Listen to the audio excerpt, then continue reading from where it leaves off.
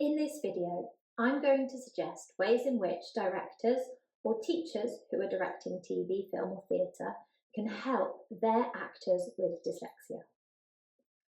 Actors with dyslexia are going to find the read-through particularly difficult.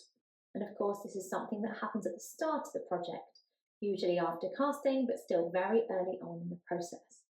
So this can be a nerve-wracking time for an actor with dyslexia. Now to the reading part. Dyslexia has a whole spectrum, so different people are going to experience things differently.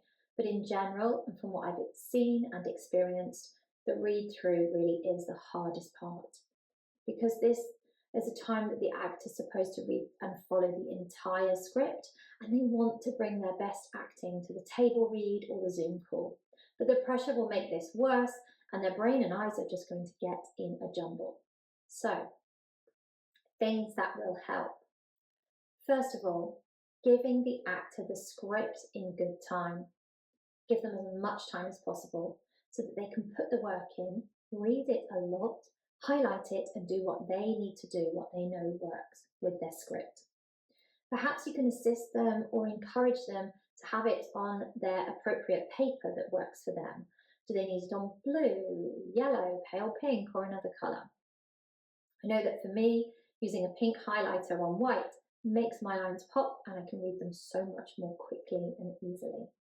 So give them the script in good time. Encourage them to adapt it as is needed. Maybe give everyone a blue script if that's what works. Make it normal and okay rather than making one or two actors feel singled out. It shouldn't harm another actor to have a script on lightly coloured paper. The font is also important.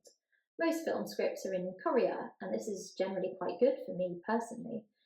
Advice online suggests sans serif fonts, such as Arial, but there are loads of others. A common one used is Comic Sans, but I know some consider this has a bit of a childish look, so you might want to avoid that when working with older children or adults.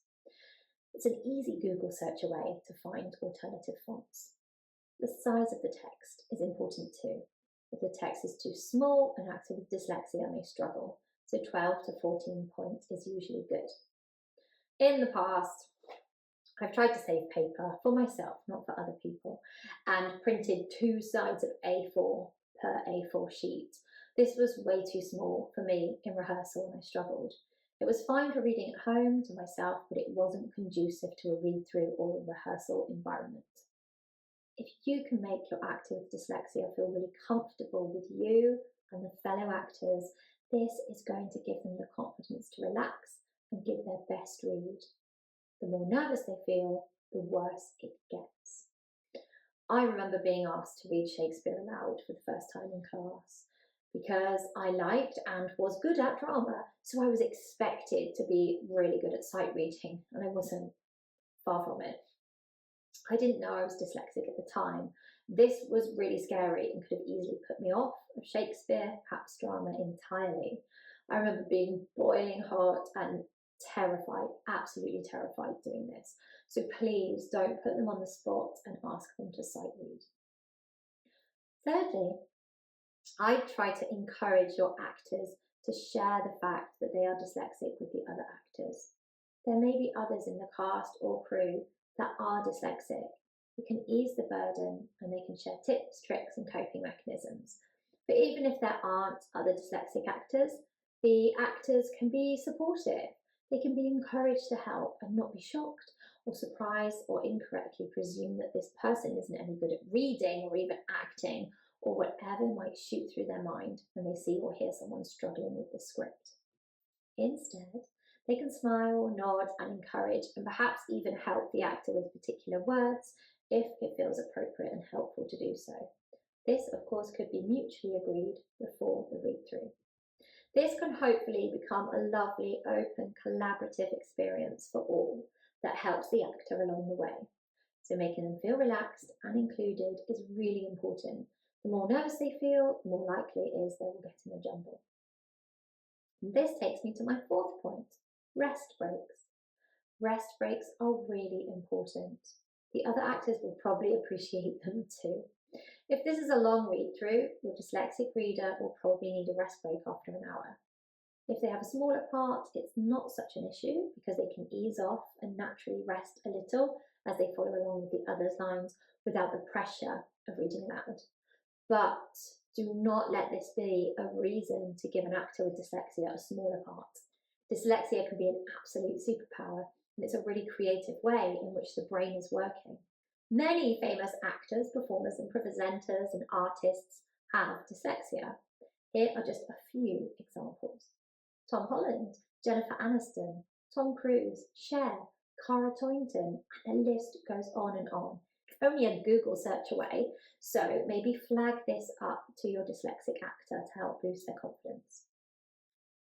If your actor does have a really big part and is almost every other line, then the rest breaks in the read-through will really help. Whether this is just to shake it off, get some water, go to the bathroom, or all of the above, allowing your actor to come back fresh and sharp will really help, and I'm sure the other actors will appreciate this too. The age of the person has a factor here as well. When I work with my 9-year-old dyslexic actor and she's reading, after about 5 to 10 minutes of continuous reading, she needs a break to refocus. But with the adults, I would say they need a break at around an hour in. But again, talk to your actor, discuss their needs. The break only needs to be 5 minutes or so and can make a huge difference in refocusing. All of this will help build their confidence and allow the actor to give you the read-through that you and the other actors would like to experience, and will allow your actor that happens to have dyslexia have the best possible read-through and allow them the freedom to begin expressing the character and the pace and the mood of the scenes. I hope this has helped. So to summarise, give the scripting good time in an appropriate format.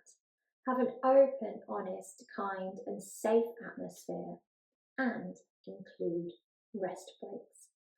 All of this should help the confidence of the actor so that they can give you their best in a read-through and beyond. Again, I hope this has helped, and thank you so much for watching.